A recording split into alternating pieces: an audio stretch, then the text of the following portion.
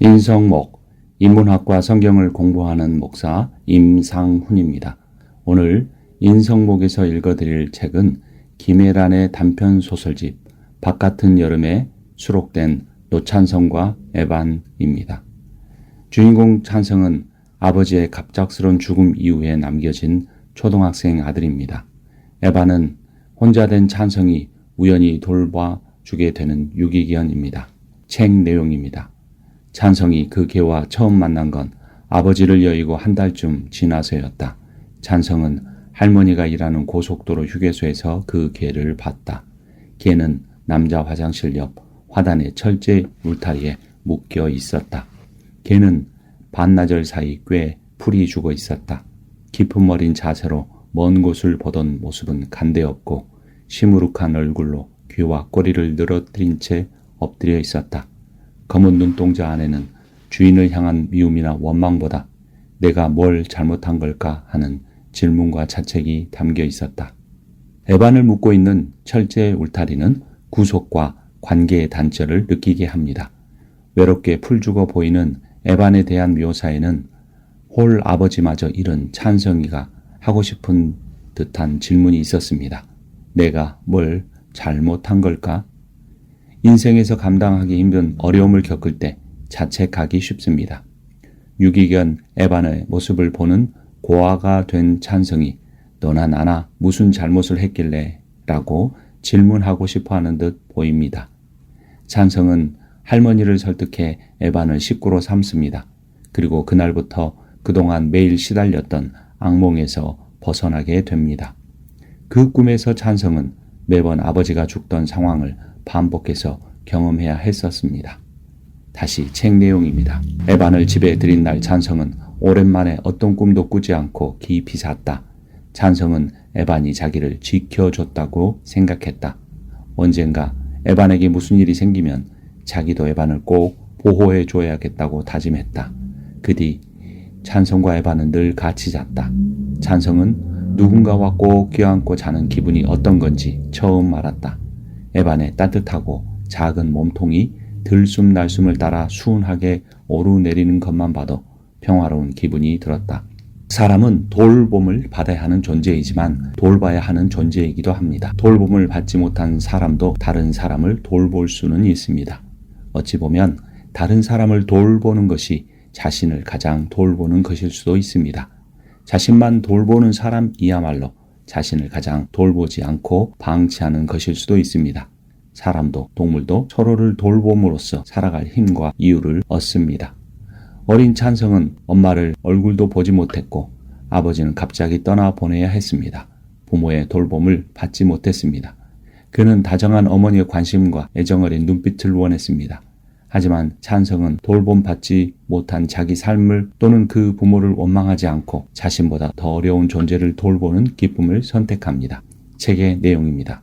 335 벤치에 모인 엄마들이 육아 정보를 공유하고 한담을 나누며 걱정 어린 관심, 애정이 담긴 눈으로 자기 자식 바라보는 모습을 관찰했다.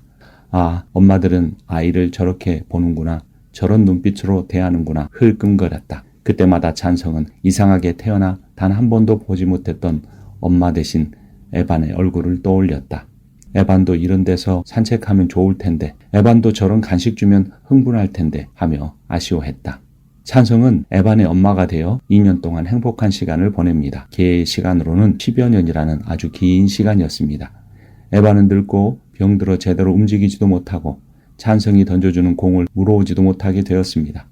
에반은 터닝맥 카드에 나오는 이름이었습니다. 만화에서 에반은 평소에는 날쌘 자동차이고 변신하면 강하고 멋진 로봇이 되어 주인공을 도와주었습니다. 소설에서 에반은 늙고 약한 유기견이었고 그의 유일한 보호자인 찬성은 그가 금같이 여기는 3만 원을 꺼내 동물병원으로 에반을 데리고 갑니다. 그리고 의사에게서 에반이 암에 걸려서 비싼 돈을 주고 수술하든지 안락사시켜야 한다고 하는 말을 듣게 됩니다. 찬성은 할머니 한숨 토하듯 내뱉는 말 속에서 에반을 위한 가장 좋은 선택을 무엇인지 깨닫게 됩니다. 책의 내용입니다. 때마침 건너방에서 할머니가 한숨 토하듯 아이고 죽어야 모든 고통이 사라지지, 죽어야 근심이 없지, 하나님 나 좀 조용히 데리고 가요 라고 하는 말소리가 들려왔다. 찬성이 몸을 돌려 에반을 뚫어져라 바라봤다. 서로 코가 닿을 정도로 가까운 거리였다. 있잖아, 에반. 나는 늘 궁금했어. 죽는 게 나을 정도로 아픈 건 도대체 얼마나 아픈 걸까? 에반, 많이 아프니? 내가 잘 몰라서 미안해. 찬성은 좋은 것은 고통스러운 삶보다 편안한 죽음이라는 결론을 내립니다. 그리고 안락사를 시키기 위해 10만 원을 마련하려고 전단지를 돌리게 됩니다.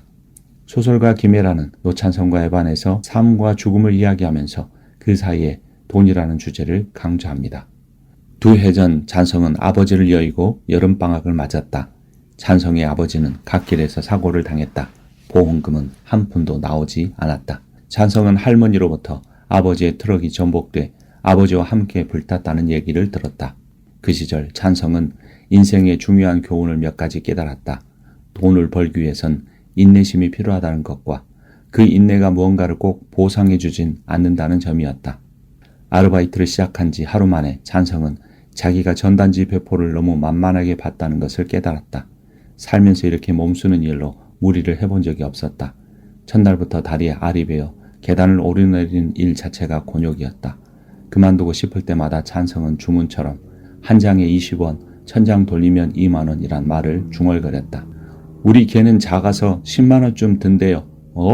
뭐? 개? 중학생은 잠시 혼란스러워하다 세상 물정 밝은 어른인 척 이렇게 말했다. 요즘은 동물병원도 졸라 비싸다며 불평했다. 아니, 그게 아니고요. 개 안락사비가 그 정도 든다는데 제가 돈이 없어서.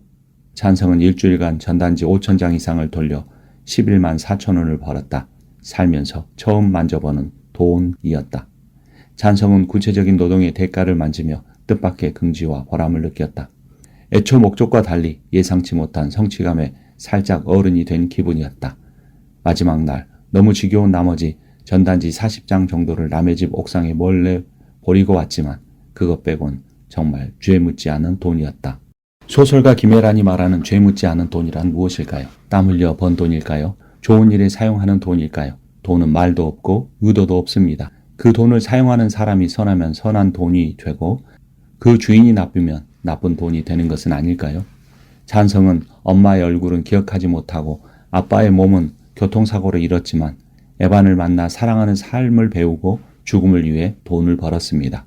삶과 죽음, 외로움과 사랑을 배우게 하는 돈은 선한 돈이 분명할 것입니다. 장례비를 모두 모은 찬성은 에반의 장사를 준비합니다. 책의 내용입니다. 다음 날 찬성은 평소보다 일찍 일어나 동물병원에 갈 차비를 했다. 마당 한쪽에 연결된 수도에 세숫대야를 놓고 찬성은 에반을 씻겼다. 귀에 물이 들어가지 않도록 양쪽 귀를 잘 잡고 몸에 비누 거품을 묻혀 구석구석 닦았다. 그 목욕이 어떤 목욕인지 아는지 모르는지. 찬성의 모습에서 제자들의 발을 씻으신 예수님의 모습이 보입니다. 찬성은 예수님의 머리와 발에 향유를 부어 씻었던 마리아처럼 에반의 몸에 비누 거품을 발랐습니다. 누가 예수님이고 누가 제자인지 헷갈리기도 하지만 그보다 중요한 것은 찬성이 예수님처럼 에반을 끝까지 사랑했다는 것입니다. 찬성에게 에반은 돌보아야 하는 자녀였고 친밀함과 사랑을 경험하게 해준 부모이기도 했습니다. 그들은 서로에게 삶에서 가장 중요한 감정과 경험을 가르쳐준 스승과 제자였습니다. 책의 내용입니다. 에반은 어린 찬성의 손에 순순히 몸을 맡겼다. 시원해? 에반? 혈관이 비쳐 살짝 분홍빛이 도는 에반 귀를 조심스레 문지르며 찬성이 물었다. 나는 너 이런 데도 닦아줘야 하는지 잘 몰랐어. 그래서 의사 선생님한테 좀 혼났어. 그동안 많이 답답했지. 찬성은 옷장에서 가장 단정해 보이는 옷을 꺼내 입었다. 왜 그런지 모르지만 그래야 할 것 같았다. 찬성은 최선을 다해 에반을 돌보고 사랑했음에도 불구하고 극복할 수 없는 죽음 너머로 떠나는 에반의 몸을 만지고 씻으며 안타까움과 미안함의 용서를 구했습니다. 찬성의 손이 에반의 몸에 닿는 곳마다 찬성과 에반은 외로움과 고마움의 감정을 나누었습니다. 떠나는 길이었지만 마음을 나눌 때 그들은 같이 있었던 순간보다 덜 외로워졌을지도 모릅니다. 어린 찬성은 병든 에반과의 짧은 만남을 통해 사랑을 행하고 공감을 배우고 용서를 구하면서 웬만한 어른보다 더 훌쩍 인격의 키가 커버렸습니다. 다 왔어, 에반. 병원에 들어가기 전 찬성이 뒤를 돌아봤다. 허리 숙여 에반과 눈을 맞추고 싶었지만 마음이 흔들릴 것 같아 꾹 참았다. 이제 병원으로 들어가면 찬성은 에반과 다시는 눈을 마주치지 못하게 됩니다. 그래서 찬성은 에반의 눈을 피합니다.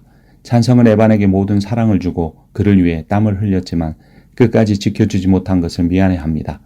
마지막 결단으로 미안함을 이기고 병원으로 들어가려는 순간 에반은 문 앞에 적힌 글에 안도감을 느낍니다. 상중, 주말까지 쉽니다. 찬성은 상중이란 단어의 뜻을 정확히 알지 못했지만 그것이 죽음과 관련되는 말이라는 걸 직감적으로 알 수 있었다. 찬성은 묘한 안도를 느꼈다. 죽음이 죽음을 막았습니다. 죽을 기세이면 죽음도 이길 수 있나 봅니다. 에반과 찬성에게는 부활이 죽음을 이기는 3일장의 시간이 선물로 주어졌습니다. 집으로 돌아오는 길에 찬성은 장례비 11만 4천 원에서 1만 5천 원을 꺼내 휴대폰을 삽니다. 장례비 10만 원에서 1,000원이 빠졌지만 찬성은 다시 일하면 1,000원 금방 채울 수 있다고 생각했습니다. 찬성은 휴대폰을 샀지만 통화할 사람이 아무도 없었습니다. 아무와도 연결되지 않은 외로운 휴대폰으로 찬성은 터닝 메카드를 반복해서 봅니다. 에반의 이름을 얻은 만화 영화를 보면서 터닝카드 주인공 에반을 조금씩 잊어갑니다. 다시 책입니다. 주말 인파에 섞여 찬성은 스마트폰으로 터닝 메카드를 보고 또 봤다. 그러다 문득 자신이 지난 사흘 동안 누군가와도 통화해 본 적이 없다는 사실을 깨달았다. 찬성이 아는 번호도 찬성이 번호를 아는 사람도 없었다. 교무실에 전화 걸어 반 친구들 연락처를 물어볼까 잠시 고민했지만 선생님과 통화해야 한다는 게 내키지 않았다. 아빠가 살아계셨으면 아빠한테 걸었을 텐데. 찬성은 에반의 장례비로 마련한 휴대폰으로도 누구와도 연결되지 못했다. 찬성은 깨진 핸드폰에 필요한 액정 필름을 사면서 남은 돈은 장례 비용보다 더 줄어들었다. 그날 밤 에반은 슬피 울었다. 에반이 기다려주지 않을까 하고 지금껏 잘 견뎌준 것처럼 더도 말고 덜도 말고 딱 사흘만 참아주면 안 될까? 당장 가진 돈과 앞으로 모을 돈을 계산하는 사이 찬성은 어느새 계산대 앞에 서 있었다. 정신을 차리고 보니 지갑 안에 돈이 어느새 9만 5천 원으로 줄어 있었다.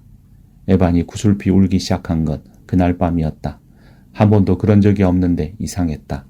에반은 하늘을 보며 늑대처럼 긴 울음을 토해냈다. 에반의 울음은 찬성에 대한 서운함 때문 아니었을 것입니다. 말기암이 주는 고통이었습니다. 자신의 죽음이 더뎌짐으로 인해 찬성에게 또 다른 고통을 주지 않을까 염려했을지도 모릅니다. 찬성은 찬성대로 미안해했습니다. 자신이 돈을 써버려서 에반이 더 고통을 견뎌야 하는 상황에 미안해했습니다. 에반, 미안해. 우리 사흘만 참자. 딱 사흘만.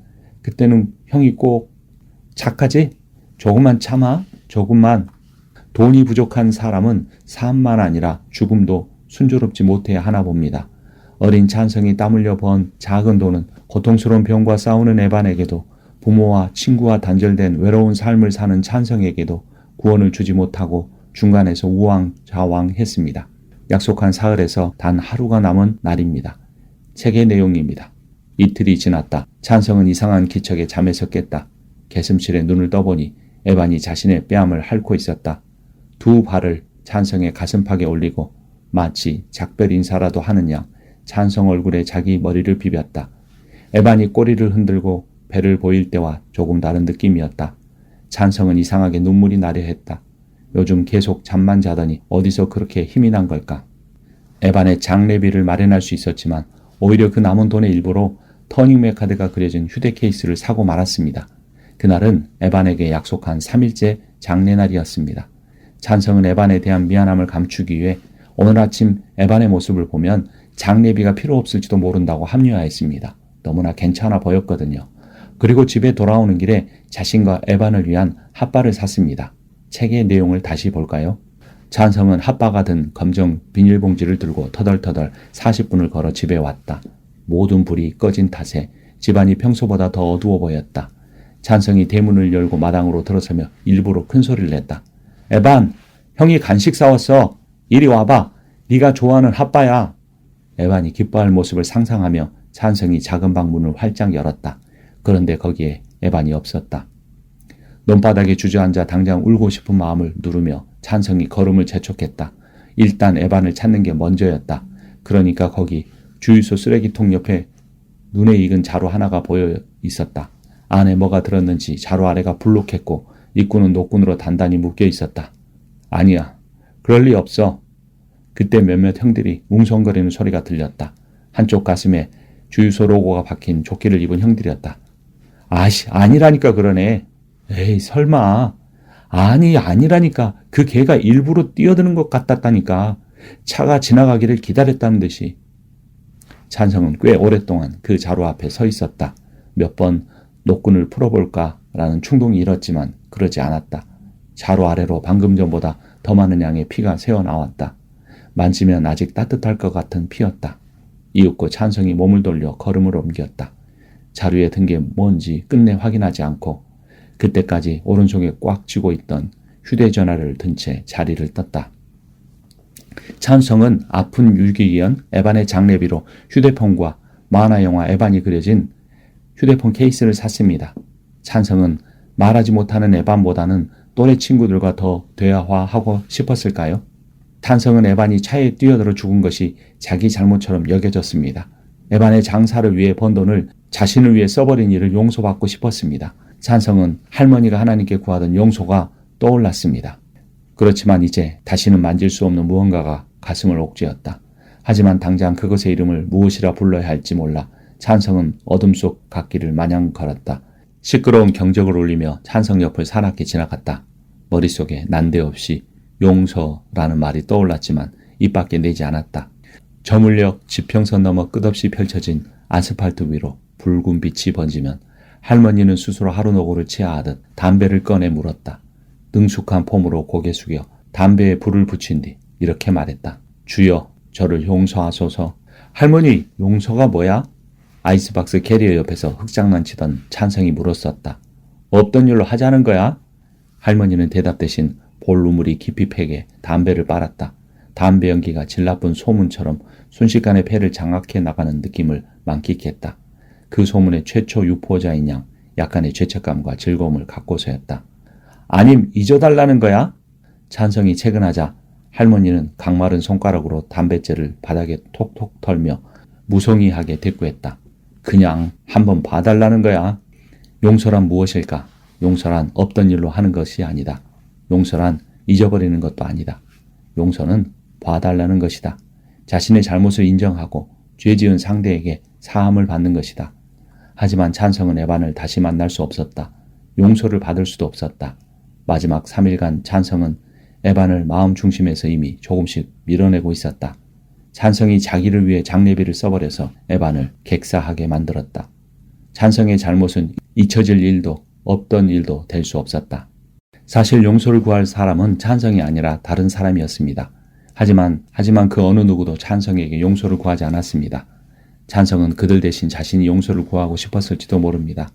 에반이 찬성을 위해 사치스러운 안락사 대신 지나가던 트럭에 뛰어들던 날, 찬성은 에반에게 잘못한 자신만 아니라 자신에게 잘못한 모두를 용서하고 싶었을지도 모릅니다. 찬성은 아버지에게 사망보험금을 주지 않은 사람들을 용서했습니다. 찬성은 자신이 혼자 살아갈 만큼 크기도 전에 떠나버린 아버지를 용서했습니다. 도와주는 사람도 없이 필요한 돈도 없이 혼자 살아가야 하고 연약함을 이겨내야만 하게 하는 세상을 용서했습니다. 찬성은 에반의 죽음의 슬픔을 위해 쓸 돈을 자신의 삶의 재미를 위해 써버린 자신도 용서했습니다. 무엇보다도 찬성은 이 모든 일을 감당할 수도 이해할 수도 없는 자신에게 일어나게 하신 할머니와 원로 목사님의 하나님을 용서했습니다. 찬성이 이런 위대한 용서를 할 수 있었던 것은 그가 처음으로 사랑의 교감과 돌봄의 교제를 나눈 에반과의 사랑 때문이었습니다. 찬성과 에반에게 용서는 삶과 죽음이 돈과 사랑이 뒤엉켜버린 세상을 구원하는 열쇠입니다. 힘들고 외로운 삶을 견디게 하는 힘은 용서에서 나옵니다. 찬성이 아버지의 아무런 보상을 받지 못한 죽음과 에반의 죽음을 연결시키려고 하지는 않았을까요? 어린 찬성이 아버지의 죽음을 이해하지 못한 채로 받아들여야 했지만 사람들은 아무런 보상도 해주지 않았습니다. 적어도 찬성이는 에반이를 거두어 주었고 그의 장례를 준비하려고 전단지도 돌렸고 자신이 할 수 있는 한 최대한의 사랑을 베풀었습니다. 마지막 유혹에 넘어갔다고 찬성을 돌보지 않았던 어른들과 세상이 그 아이에게 어떤 돌을 던질 수 있을까요? 있잖아, 에반, 이것 봐라. 많이 모았지? 3만 원도 넘어. 어디에 쓸 거냐고? 나중에 커서 언젠가 이곳을 떠나게 되면 그때 나도 휴게소에 들러 커피나 한잔 하려고. 사람들이 잠깐 머물러 갔다 떠나는 휴게소. 할머니가 어린 찬성을 먹여 살리기 위해 커피를 팔았던 휴게소. 찬성은 그곳에 살았습니다. 사람들은 휴게소에서 돈을 주고 음식을 먹고 커피를 마셨습니다. 인생이란 어찌 보면 휴게소 같은 곳에 잠시 머무는 것인지도 모르겠습니다. 찬성도 휴게소 같은 인생이라는 평범한 삶을 살아보고 싶었습니다. 이 책을 영화로 만든다면 쿠키 영상에서 더 밝아진 커버린 찬성과 더 건강해진 에반이 천국처럼 보이는 휴게소에 앉아 15,000원짜리 버블티를 행복하게 마시고 있지 않았을까요? 이 단편 소설에는 이런 메시지를 담고 싶은지 교회와 목사님 이야기가 나옵니다. 책의 내용입니다. 찬성이 할머니에게 말하는 책의 내용입니다. 내일 일요일인데 술 마시면 어떡해? 교회 안 가? 왜? 그냥 안 가. 술 마셨어 누구랑? 원로 목사님이랑. 찬성은 원로 목사님이 얼마나 좋은 분인지 할머니에게 수차례 들어 알고 있었습니다. 내일 일요일인데 술 마시면 어떡해? 교회 안 가? 왜? 그냥 안 가. 술 마셨어? 누구랑? 원로 목사님이랑. 찬성은 원로 목사님이 얼마나 좋은 분인지 수차례 들어 알고 있었다. 아버지의 장례를 도운 사람도 보험사가 보험금 지급을 거절했을 때 소송을 알아봐준 이도 할머니가 다니는 교회 원로 목사님이었다. 인지떼니 송달륜이 하는 어려운 말 앞에서 전전긍긍하던 할머니에게 가장 큰 힘이 되어준 것도 목사님이라고 했다. 비록 보험료 청구 소송은 기각되었지만 그래도 그만큼 싸워볼 수 있었던 건 다 목사님 덕분이라고 할머니는 누누이 말했다. 소설가 김혜란은 이 내용에서 무엇을 말하고 싶었을까요? 용서, 돈, 돌봄, 죽음, 질병, 장례 등의 무거운 주제들 속에서 나이든 목사님의 이야기는 늙은 개 에반을 떠올리게 합니다. 에반이 찬성의 친구가 되어준 것처럼 교회와 신자가 힘들고 외로운 사람의 따뜻한 이웃이 되어줄 수 있습니다. 꼭 이겨내야만 하는 것은 아닙니다. 패배한 자와 끝까지 함께하는 것이 사랑입니다. 꼭 잘 되어야만 하는 것은 아닙니다. 잘 되지 못한 사람을 위로하고 안아주는 것이 복음입니다. 노찬성은 그의 이름처럼 찬성이라는 긍정적 삶의 부분도 있지만 노라는 부정의 의미도 같습니다. 찬성은 에반을 거둬주고 사랑하고 장례비까지 마련하는 긍정적 삶도 살았지만 에반을 위한 장례비를 탕진해버리고 고통을 겪는 에반을 안락사가 아닌 자살로 마무리하게 하는 부정적인 모습도 있었습니다. 바른 생각과 옳은 시도가 항상 완전한 결말을 맺는 것은 아닙니다. 하지만 할머니의 원로 목사님처럼 억울한 사람의 편을 들어주고 연약한 사람을 위로해주면 외롭고 힘들어도 살아갈 힘을 얻을 수 있게 됩니다. 만화 속에서는 강한 주인공이던 에반이 연약한 유기견으로 죽고 찬성이가 노군의 모습으로 소설이 끝나지만 마지막 단어는 용서입니다. 이 책이 말하고자 하는 주제가 아닐까 합니다. 인생도 완벽할 수 없고 사랑도 완전하지 못하지만 그 모든 것을 아우르는 것은 용서입니다. 정답이 없는 인생과 실패한 사랑을 완성하는 것이 용서입니다. 이것이 예수 그리스도께서 십자가에서 드러내고자 하시는 것입니다. 하나님께서 우리에게 말씀하시는 것은 네가 완전해라 라는 것이 아니라 네가 완전하지 못한 다른 사람을 용서하고 살아야 한다는 의미인 것 같습니다. 바깥은 여름이지만 마음은 겨울일 수 있습니다. 세상은 잔치로 떠들썩하지만 나의 마음만 장례식장일 수도 있습니다. 그러나 삶을 살아가는 모습이 어떠하든 우리의 마지막은 죽음입니다. 죽음이 우리의 길을 갈라놓기 전에 우리는 서로를 용서하며 연약한 자를 돌보는 삶을 살 수 있을 것입니다. 자신도 세상도 용서하십시오. 용서가 구원입니다.